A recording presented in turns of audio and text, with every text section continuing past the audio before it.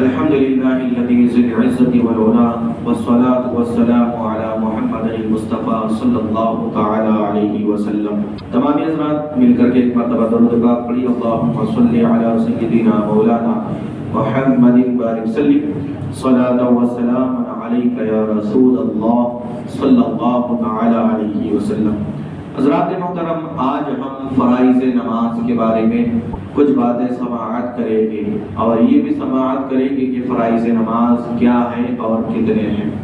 کچھ باتیں ہوتی ہیں کہ جن میں ایسا خاص موضوع یا پھر خاص اہم کام ہوتا ہے جس کے بغیر وہ کام مکمل ہوتا ہی نہیں، اس چیز کو فرض کہتے ہیں۔ جس کے بغیر کام ہوتا ہی نہیں ہے وہی مین چیز ہے۔ تو حضرات محترم، نماز میں کچھ چیزیں ہیں جو فرض ہے، اور وہ کتنی ہیں؟ وہ 6 چیزیں ہیں جو کہ فرض کہلائی جاتی ہے۔ اور وہ چیزوں کے نام کیا ہیں؟ وہ کون کون سی چیزیں ہیں؟ تو میرے ساتھ آپ بھی گن لیں۔ پہلی چیز ہے جو فرض ہے وہ قیام، دوسرا فرض ہے قرات، تیسرا فرض ہے رکوع، چوتھا فرض ہے سجدہ، پانچواں فرض ہے قاعدہ اخیرہ، اور چھٹا فرض ہے خروج بسنعہ۔ ان چیزوں کا آپ کو پتہ ہی نہیں ہوگا، بس شروع کی 2-3 چیزیں آپ جانتے ہو گے، قاعدہ، رکوع، سجدہ، لیکن قرات بھی فرض ہے اور خروج بسنعہ یہ چیز بھی فرض ہے۔ تو ان چیزوں کا ہم نے خیال رکھنا چاہیے کہ نماز میں کتنی چیزیں فرض ہے۔ جو پوچھنے والا ہم سے پوچھتا ہے وہ نماز کا طریقہ نہیں پوچھتا، ہمیں بہکانے کے لیے وہ کہتا ہے کہ چل تو اتنا بڑا سنی آیا تو پھر بتا نماز کے فرائض کتنے ہیں۔ تو وہاں پر ہم جا کر کے اٹک جاتے ہیں۔ ہم کو ان باتوں کے اوپر خیال رکھنا چاہیے، یاد رکھنا چاہیے ان باتوں کو، تاکہ ہم اپنا عمل صحیح طریقے سے کر سکیں، اور اگر کوئی ہم کو بہکانے کے ساتھ ساتھ سوال کر رہا ہے تو ہم اس کے سوال کا جواب بھی بہتر انداز میں دے سکیں۔ 6 چیزیں فرض ہیں: قیام، قرات، رکوع، سجدہ، قاعدہ خیرہ اور خروج بسنعہ۔ حضرات محترم، قیام ہے کیا؟ اس کی تعریف کیا ہے؟ اس کا مطلب کیا ہے؟ قیام کھڑے رہ کر کے نماز پڑھنے کا نام ہے۔ فرض، چاہے فرض نماز ہو یا پھر واجب نماز ہو یا پھر سنت نماز ہو یا پھر نفل نماز ہو۔ ایک بات یاد رکھیں کہ نفل کے علاوہ جتنی بھی نمازیں ہیں تمام کو کھڑے رہ کر ہی پڑھنا جائز ہے، ضروری ہے، اور جو نفل ہے اس کو بیٹھ کر کے بھی پڑھ سکتے ہیں، اس میں اجازت ہے، لیکن اس میں بھی اگر ہم کھڑے رہ کر کے پڑھیں تو زیادہ ثواب ہے۔ پہلی بات آپ کو بتا دوں کہ فرض نماز کا قیام بھی فرض ہے، الگ الگ اسٹیپ ہے۔ فرض نماز کا قیام کھڑے رہ کر پڑھنا فرض ہے، اور وتر جو واجب نماز ہے اس کا قیام، اس کو کھڑے رہ کر کے پڑھنا واجب ہے۔ جو سنت نماز ہے اس کو کھڑے رہ کر کے پڑھنا سنت ہے، اس کا قیام بھی سنت ہے۔ تو جو جس کیٹیگری کی نماز ہے اس کا قیام اسی طریقے کا ہوگا۔ سنت نماز کا قیام سنت ہوگا، واجب نماز کا قیام واجب ہوگا، فرض نماز کا قیام فرض ہوگا، اور جو نفل نماز ہے اس کا قیام مستحب رہے گا۔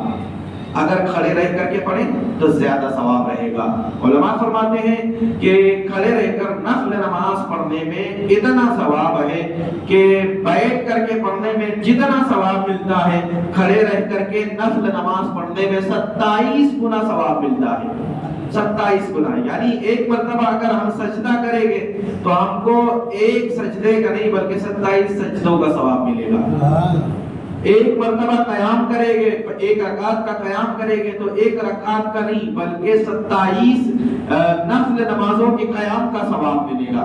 تو نفل نماز بھی کھڑے رہ کر کے پڑھنا اتنا ثواب ہے. تو سمجھو جو بلا ضرورت فرض اور واجب اور سنت نمازوں کے قیام چھوڑ دیتے ہیں ان کا کیا بنے گا, ان کی نمازوں کا کیا ہوگا. علماء فرماتے ہیں کہ کرسی پر نماز پڑھنے سے نماز سرے طور سے ہوتی ہی نہیں ہے, پورے طور پر نہیں ہوتی.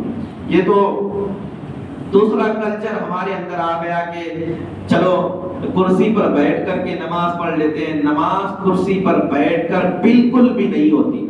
جو کرسی پر بیٹھ کر کے ہوتی ہے وہ کرسی ہندوستان میں بڑی مشکل سے دیکھنے کو ملتی ہے. وہ کرسی مسجدوں میں استعمال آج کل نہیں ہو رہی.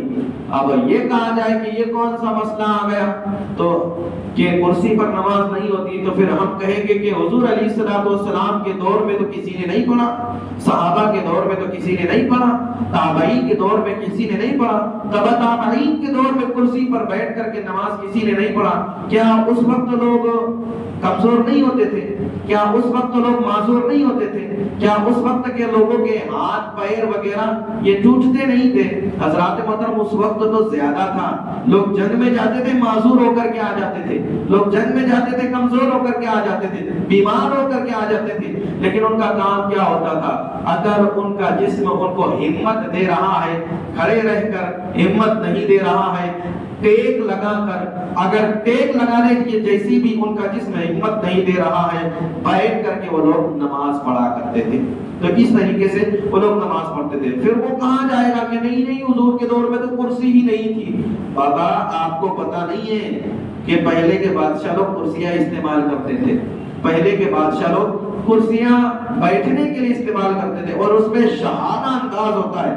وہ آج کل تو میں وہی کہہ رہا ہوں کہ ہندوستان میں بڑی مشکل سے ایسی کرسیاں دیکھنے ملتی ہیں کہ جن میں بڑی مشکلوں کے بعد جن کے اوپر بیٹھ کر کے نماز پڑھنے کا جائز کا فتویٰ ملتا ہے. ورنہ ایسی کرسیاں آج ہندوستان میں مسجدوں میں موجود ہے کہ جس میں شاہانہ پن ظاہر ہوتا ہے, بادشاہ ظاہر ہوتی ہے, اور اللہ کو اکڑ پسند نہیں ہے. یہ ہاتھ رکھ کر کے بیٹھنے والی کرسی, ٹیکے لگا کر کے بیٹھنے والی کرسی پر نماز بالکل بھی نہیں ہوتی, چاہے کوئی کتنا ہی معذور کیوں نہ ہو. تو حضرات محترم جب نہیں ہوتی ہے نماز تو نماز جا رہی ہے کس کی وجہ سے؟ کرسی کی وجہ سے جا رہی ہے. اب کرسی دیا پھر کس نے تو کس نیت سے دیا؟ کیا کہیں گے ان لوگوں کے بارے میں جو یہ سوچ کر کے کرسیاں دیتے ہیں کہ میرے فلاں مرحوم کو ثواب ملے. جب اس کرسی کی وجہ سے لوگوں کی نماز نہیں ہو رہی ہے تو پھر ثواب ملے گا یا پھر گناہ ملے گا مرحوم کو؟ حضرات محترم دینے والے کو گناہ ملے گا یا ثواب ملے گا؟ یہ تو پھر سوچنے والی بات ہے. نماز کرسی پر بیٹھ کر کے نہیں ہوتی. ہاں کوئی ایسا معذور ہے جس کا ایسا عذر ہے کہ وہ کھڑے رہ کر کے نماز نہیں پڑھ سکتا, بیٹھ کر ہی پڑھ سکتا ہے, تو پھر اس کے لیے ایسی کرسی کا انتخاب کیا جائے گا جس میں نہ ہاتھ ٹیکے جا سکتے ہیں, جس میں نہ پیٹھ ٹیکی جا سکتی ہو, اور ایسی کرسی ہو جس کی وجہ سے صف کے اندر اختلاف بھی پیدا نہ ہوتا ہو, صف کے اندر دوریاں. ایسا ہوتا ہے کہ ایسی کرسیاں مسجدوں کے اندر دی جاتی ہیں یا پھر لائی جاتی ہے معذور اور بوڑھے حضرات کی نماز پڑھنے کے لیے, کہ جس کی وجہ سے ایک آدمی نہیں بلکہ دو آدمی کی جگہ مکمل ہو جاتی ہے. 2 آدمی وہاں پر کھڑے رہ سکے اتنی چوڑی کرسیاں صف کے اندر رکھی جاتی ہے. میں نے سنن دارقطنی میں ایک حدیث پڑھی تھی کہ غالباً حضرت انس رضی اللہ تعالی عنہ, حضرت انس رضی اللہ تعالی عنہ فرماتے ہیں جب جمعے میں لوگوں کا رش زیادہ ہوتا, لوگوں کا ہجوم زیادہ ہوتا, تو حضرت انس رضی اللہ تعالی عنہ فرماتے ہیں لوگ ہم کو کبھی کبھار سائڈ میں ڈھکیل دیا کرتے تھے. کون سی صف میں؟ اس صف میں جس میں بیم ہوتے تھے, جس میں کھمبے ہوتے تھے. تو وہ صحابی رسول فرماتے ہیں ہم ان کو واپس دھکا دے کر کے اسی صف کے اندر واپس آ جایا کرتے تھے. پتا چلا جس صف کے بیچ میں زیادہ جگہ پائی جاتی ہے اور ایسا معاملہ پایا جاتا ہے کہ ایک دوسرے کا جسم ایک دوسرے سے ٹچ نہیں ہو رہا ہے, ایسی صف میں ایسی صف میں امام کے آگے, یعنی وہ جو رکاوٹ ہے اس سے لے کر تو دیوار تک کے جتنے بھی لوگ ہیں ان کی صف صحیح طریقے سے درست نہیں ہوتی، صف میں کھڑے رہنے کا ان کا ثواب نہیں ملتا، وہاں سے صف منقطع ہو جاتی ہے جہاں سے صف کے اندر گیپ پڑ جاتا ہے۔ تو یہ بات یاد رکھیں، جو آج کل کی کرسیاں ہیں یہ گیپ پیدا کرتی ہے، یہ صفیں بگاڑ دیتی ہے۔ تو ایسی کرسیاں اگر یہ ایسی کرسیاں تو پہلے اس پہ تو نماز ہوتی ہی نہیں ہے، اگر وہ نماز پڑھ بھی رہے ہیں تو سب سے آخر میں ان کے لیے نماز پڑھنا چاہیے، انہوں نے نماز پڑھنا چاہیے۔ دوسری اور اہم بات یہ ہے کرسی پر نماز پڑھنے والوں کے لیے کہ وہ جب کرسی پر نماز پڑھتے ہیں تو ظاہر سی بات ہے کرسی کے جو پچھلے پیر رہیں گے وہ لوگوں کے پیر کی سائیڈ میں ہی رکھے گے، یعنی جو آدھی کرسی رہے گی وہ صف کے آدھے حصے میں رہے گی، تو ان کے پیر کہاں پر آئیں گے؟ جہاں پر لوگوں کے گھٹنے ٹکتے ہیں وہاں پر کرسی پر بیٹھنے والوں کے پیر آتے ہیں۔ یاد رکھیں حضور پاک صلی اللہ علیہ وسلم نے فرمایا جو صف میں آگے پیچھے کھڑے رہتے ہیں کل بروز محشر وہ اس انداز میں اٹھائے جائیں گے کہ ان کے چہرے گدھے کی طرح ہوں گے۔ اللہ اکبر۔ تو پھر یہاں سے سوچیں کہ کرسی پر بیٹھ کر کے نماز پڑھنے سے انسان کو کیا نقصان حاصل ہوتا ہے؟ تو یہ کوئی شان دکھانے والا معاملہ نہیں ہے کہ ہم کرسی پر بیٹھ کر کے پڑھیں گے تو لوگ ہماری طرف دیکھیں گے اور یہ ہوگا وہ ہوگا، یہ اس سے نقصان ہی نقصان ہے۔ صف میں بگاڑ پیدا کرنے والا چاہے اختلاف مختلف ہو، صف مختلف ہو جا رہی ہے یا گیپ آ جا رہا ہے یا پھر صف میں آگے پیچھے ہو رہے ہیں اور کرسی پر بیٹھنے والے کے پیر آگے ہی رہتے ہیں تو فرمایا گیا کہ اس کا چہرہ گدھے کی طرح ہوگا۔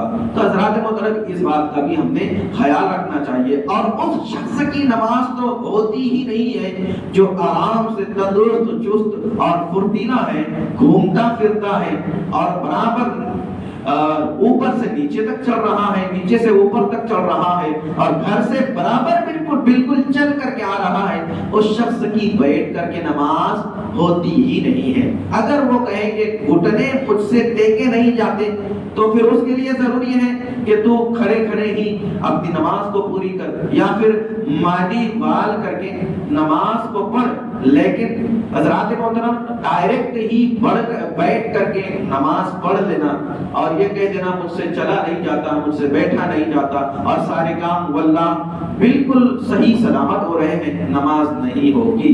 تو یہ بات یاد رکھنا چاہیے۔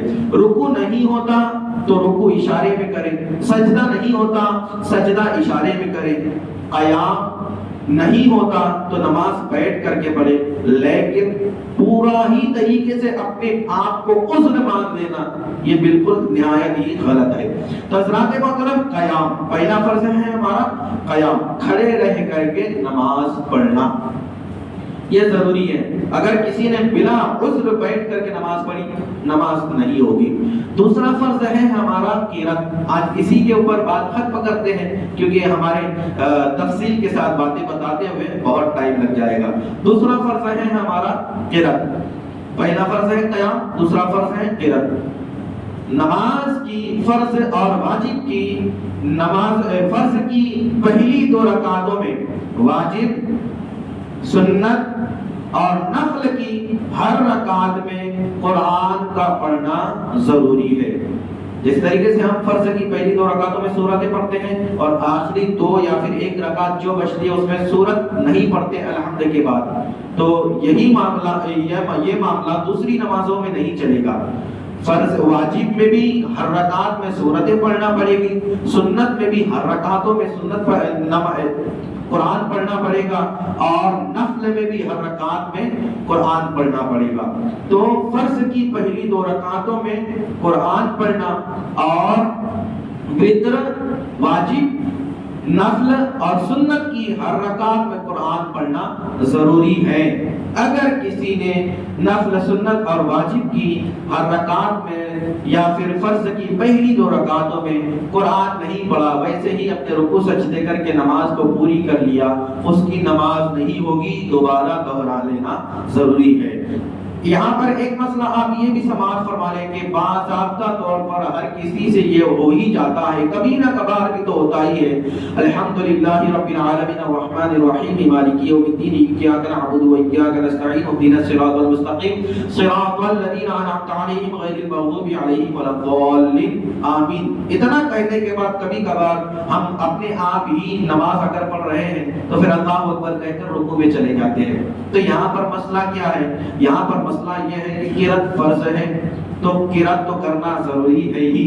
رکوع میں اگر ہم کو یاد آ جائے کہ میں قرأت کرنا بھول گیا، الحمد کے بعد دوسری سورت لگانا بھول گیا، فوراً رکوع سے واپس قیام کی حالت میں آ جائے، قیام کی حالت میں آنے کے بعد پھر بسم اللہ الرحمن الرحیم پڑھے اور پھر اس کے بعد اپنی سورت پڑھے، سورت پڑھنے کے بعد پھر واپس رکوع کرے اور رکوع کرنے کے بعد پھر اپنی جو ادھوری نماز ہے وہ پوری کر لے، پھر وہاں پر آپ سجدہ سہو کریں، پھر آپ کی نماز ہو جائے گی۔ لیکن قرأت کا چھوڑنا نہایت ہی غلط ہے۔ قرأت چھوڑنے سے الحمد کے بعد کوئی بھی سورت نہ پڑھنے سے نماز نہیں ہوگی، سورت پڑھنا ہی پڑے گی، لیکن فرض کی آخری 2 یا پھر 1 رکعت میں یہ صورتیں نہیں پڑھی جا سکتی، صرف فرض کی پہلی 2 رکعتوں میں پڑھی جا سکتی ہے۔ وتر، واجب، نفل اور سنت کی ہر رکعت میں سورت پڑھنا پڑے گا۔ اللہ تبارک و تعالی ہمیں ان باتوں کو عمل میں لانے کی، ان باتوں کو سمجھنے، اس کو دل میں بٹھا کر کے رکھنے اور اس سے فائدہ اٹھانے کی ہمیں توفیق عطا فرمائے۔